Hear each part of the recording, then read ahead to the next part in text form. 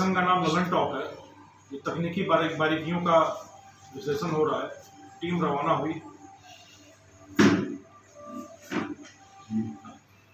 यहाँ आपने ये देखा, ये कांस्टेबल है जो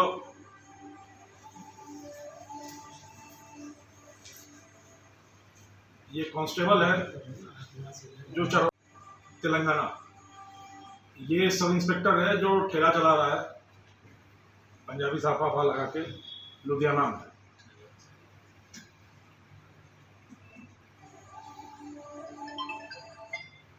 ये गाय दो रहा है, चारा डाल रहा है। ये कांस्टेबल, हेड कांस्टेबल है हमारा तेलंगाना में। महेंद्र है, महेंद्र हो गए, नेपाल हो गए, नेपाल तो वापस लौट के आ रही है।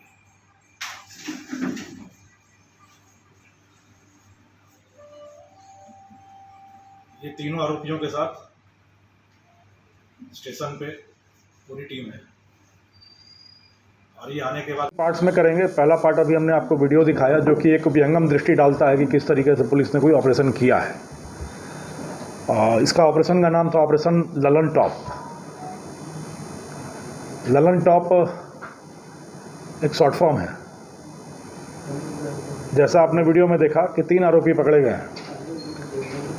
एक का नाम है लालदेव, ललन का लाल, एक का नाम है उदय यू और एक का नाम है Naresh N, that makes Lalan.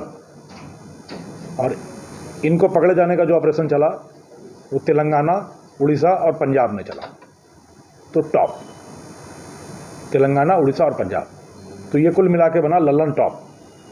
ये पिछले 2 महीने से ऑपरेशन चल रहा था, ऑपरेशन ललन टॉप। वैसे आप देखें तो ये कोई बहुत बड़ी चीज़ नहीं है। 1,20,000 के इनामी पकड़े गए, मुकदमे में वांछित थे। तो सतही तौर पे अगर देखा जाए तो उपलब्धि है। 1,20,000 के इनामी पकड़े गए, 3 इनामी पकड़े गए, तो ये उपलब्धि ज़रूर है। परंतु ये प्रेस कॉन्फ्रेंस हम लोगों ने क्यों बुलाई और किन चीज़ों पर हम जोर देना चाहते हैं, बल देना चाहते हैं, वो मैं पहले स्पष्ट कर दूं। पहली चीज़ ये कि ये एक उदाहरण है कि कानून के हाथ लंबे होते हैं। कोई भी आदमी वारदात करके शायद देर तक भाग ले, दूर तक भाग ले, बट सदा के लिए नहीं भाग सकता। तो 12 साल पहले फलोदी के खींचन नामक स्थल पे एक सोनामुखी फैक्ट्री में वहाँ के मुनीम की हत्या हुई थी, निर्मम हत्या हुई। और इस तरीके से हत्या हुई कि 2 दिन के बाद डेड बॉडी मिली और काफ़ी अनुसंधान के बाद पता चला कि बिहार के रहने वाले 3 मजदूरों ने हत्या की। वो हत्या करके गायब हो गए। 12 साल से उनका कोई ठौर ठिकाना नहीं था, ना कोई हुलिया था, ना कोई तस्वीर थी, ना कोई नंबर था, ना वो एक जगह पर रहते थे, ना वो एक नंबर इस्तेमाल करते थे, ना एक साथ रहते थे, ना घर वालों से ज़्यादा संपर्क में थे और लगातार अपना काम कर रहे थे। पर 12 साल के बाद उनकी गिरेबान तक हाथ डालने के लिए पुलिस ने उपक्रम किया और पुलिस ने उनको तीनों को एक साथ समन्वित रूप से धर दबोचा। कैसे धर दबोचा वो कहानी मैं आगे बताऊंगा आपको।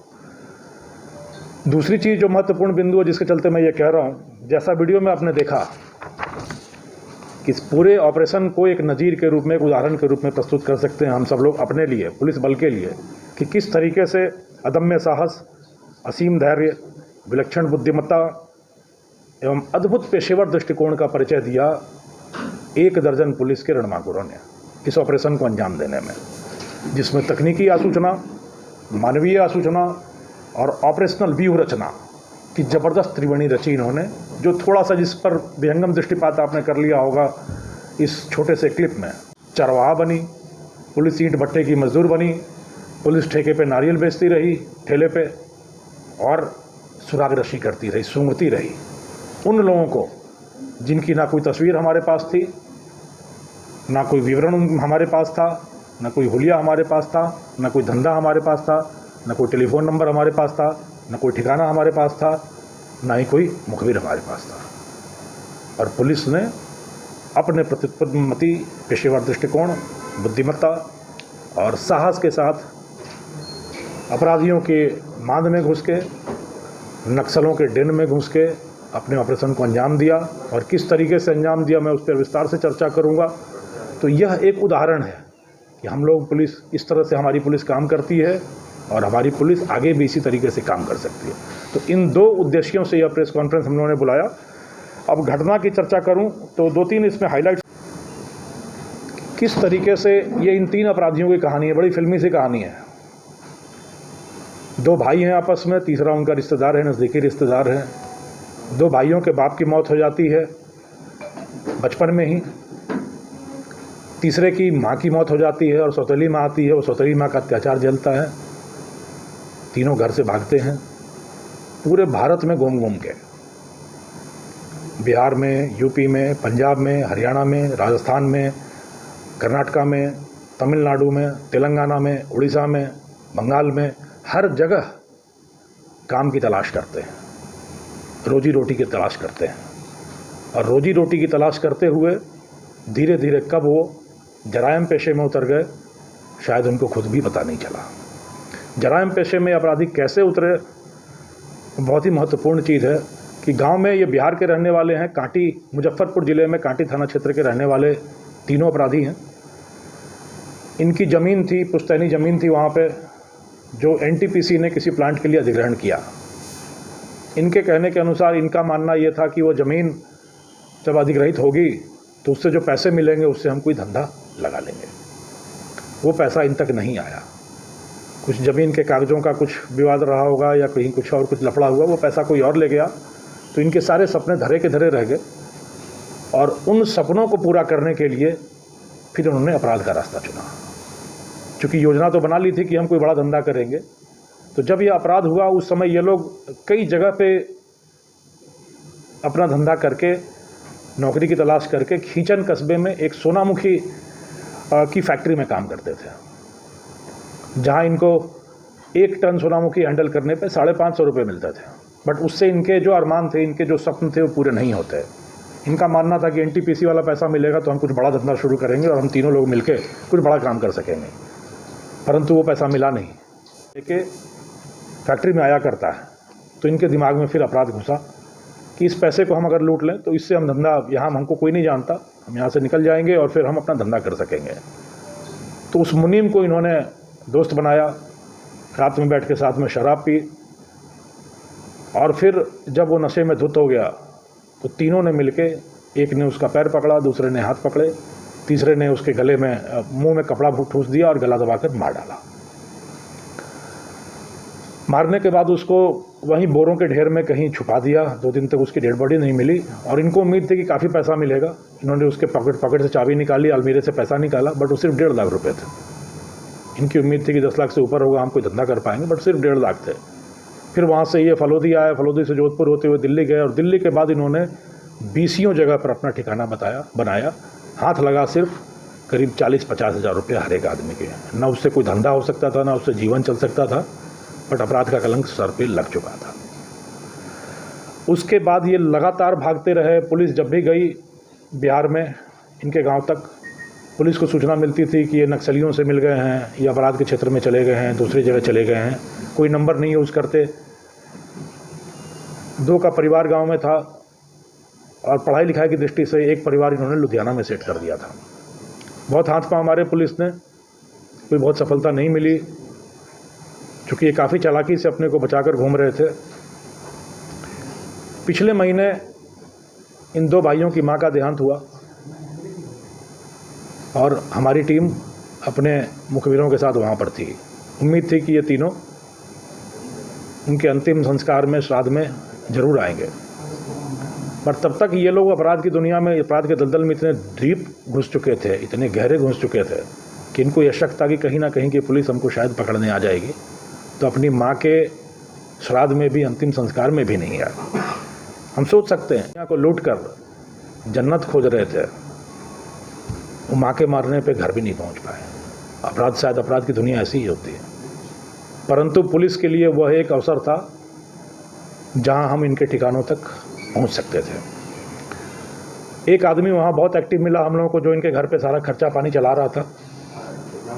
जो उनका रिश्तेदार भी नहीं था। लेकिन वो व्यक्ति जो था वो इनके घर का सारा फिनांस देख रहा था।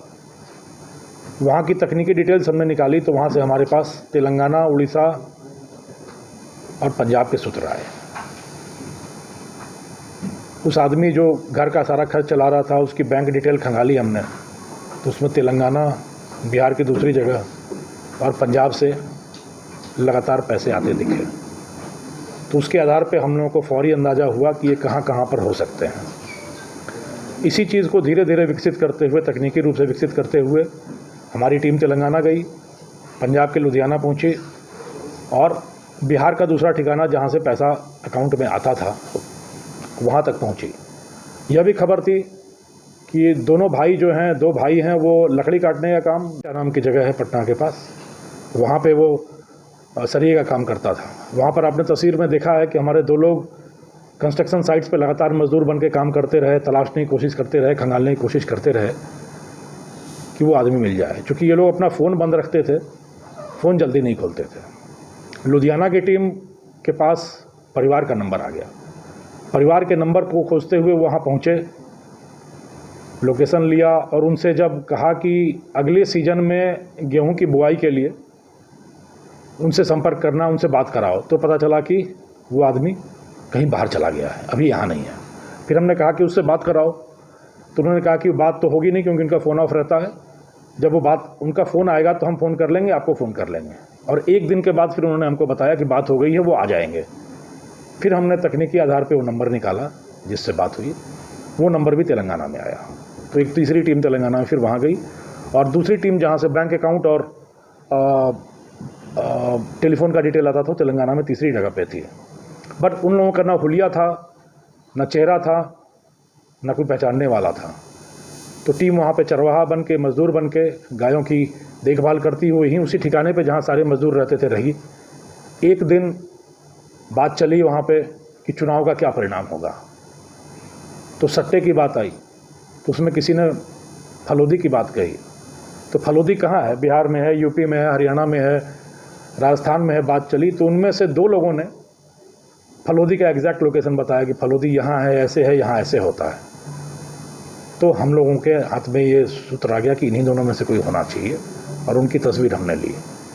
दूसरी जगह पे एक मज़दूर अपने बाल रंग रहा था, तो किसी ने उसको कहा कि भाई आर्टिफिशियल रंग से मत रंगा करो, मेहंदी लगाया करो। कहा कि मेहंदी भी तो आर्टिफिशियल आती है, मिलावट होती है। तो उसमें एक आदमी ने कहा कि सोजत की मेहंदी अच्छी होती है, सोजत से मंगाओ। फिर वह सोजत कहाँ है, तो उसी आदमी ने सोजत की पूरी डिटेल बताई। तो हमारा शक हुआ कि ये आदमी हो सकता है। तो इन दोनों का फिर हुलिया, जो हमारी टीम बिहार में बैठी हुई थी, उन्होंने आइडेंटिफाई करा लिया कि ये दो लोग हैं जो वहाँ। और तीसरा आदमी जो बिहार में बैठा था, जब कंस्ट्रक्शन के किसी साइट पे नहीं मिला तो पुलिस के घर में मिला। वो SDRF की बिल्डिंग बन रही थी, स्टेट डिजास्टर रिस्पॉन्स फोर्स की, वहाँ पे वो सरियों का इंचार्ज बन के काम संभाल रहा था। 4 लोग मिले। ऐसे 4 लोगों को फिर हमने एक साथ वहाँ की पुलिस की मदद से उठाया और उन 4 में से फ़ोटो भेजा। तो फिर तीसरे की तस्दीक गांव से हुई कि ये तीसरा वाला है। तो इस तरीके से ऑपरेशन करके इन तीनों को एक साथ पकड़ने में पुलिस को सफलता मिली। यदि अलग अलग पकड़े जाते तो फिर वो सारे क्लू टूट जाते। तो एक साथ तीनों को हमने धर दबोचा। इस पूरी कार्रवाई में व्यू रचना में SP फलोदी और मैं, हम दोनों लगातार एक साथ काम करते रहे। हमारी टीमें साथ काम करती रहीं। तकनीकी आसूचना के काम में साइक्लोनर टीम रही, मानवीय आसूचना सूंघने में हमारी स्ट्रांग टीम रही और ऑपरेशन की टीम में, जैसा आपने देखा है फोटो में, टोरमेडो की टीम रही। करीब 1 दर्जन पुलिस वाले थे जिन्होंने मिल के इस ऑपरेशन को अंजाम दिया और यह सिद्ध किया कि देर हो सकती है पर अंधेर नहीं। आधा दर्जन वारदातें इन्होंने कबूल ली हैं, जिसमें हत्या का प्रयास, लूट, ठगी, नक्सलियों के लिए पैसे वसूलना और इस तरह की वारदातें कबूल ली हैं।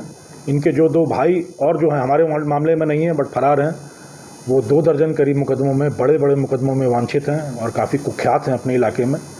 तो आपराधिक पृष्ठभूमि इनकी बड़ी ही मजबूत है और जब गहन पूछताछ की जाएगी तो शायद कई सारी वारदातें हैं जो पूरे भारत में घूम के इस तरह के इसी मॉडस ऑपरेंडी पे इसी तरीका से इन्होंने किया होगा, उसका भी खुलासा होने की संभावना है।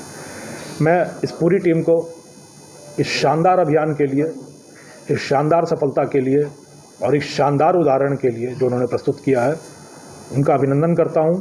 एसपी फलोदी की मेहनत की सराहना करता हूँ और इस पूरी टीम को बड़ा इनाम दिलवाने की कोशिश करने की का आश्वासन देता हूँ।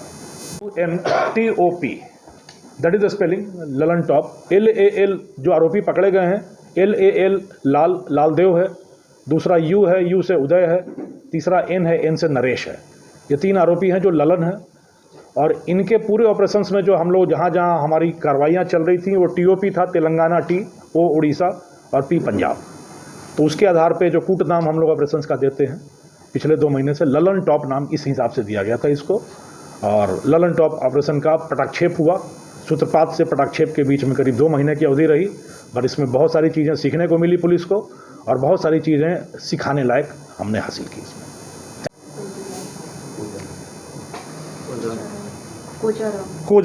कोजाराम मुनीम था वो उस फैक्ट्री में, सोनामुखी फैक्ट्री में 2012 15 दिसंबर के आसपास 2012 में करीब 11-12 लोग थे हमारे, जो पंजाब, बिहार, तेलंगाना तीनों जगह को मिला के करीब 12 लोगों ने ऑपरेशन किया। अब ये सारी डिटेल के बाद एक बार मैं फिर वीडियो दिखा दूंगा आपको। ये तो नारियल बेच रहे नारियल बेच रहे थे। ये पपाराम कमांडो जो पकड़ने में भाग दौड़ करके और सारा कुछ करना और पहचान करने में आगे रहे। महेंद्र, जिसको आपने देखा गाय के साथ चारा डालते हुए, जो वहाँ दूसरे ठिकाने पे गाय के सामने बैठ के मेहंदी वाला खेल इन्हीं का किया हुआ था, ठीक है। और सुजन का सट्टा महेंद्र ने लगाया, फलोदी का सट्टा महेंद्र ने लगाया। ये जो मुख्य सूत्रधार थे, बट बाकियों की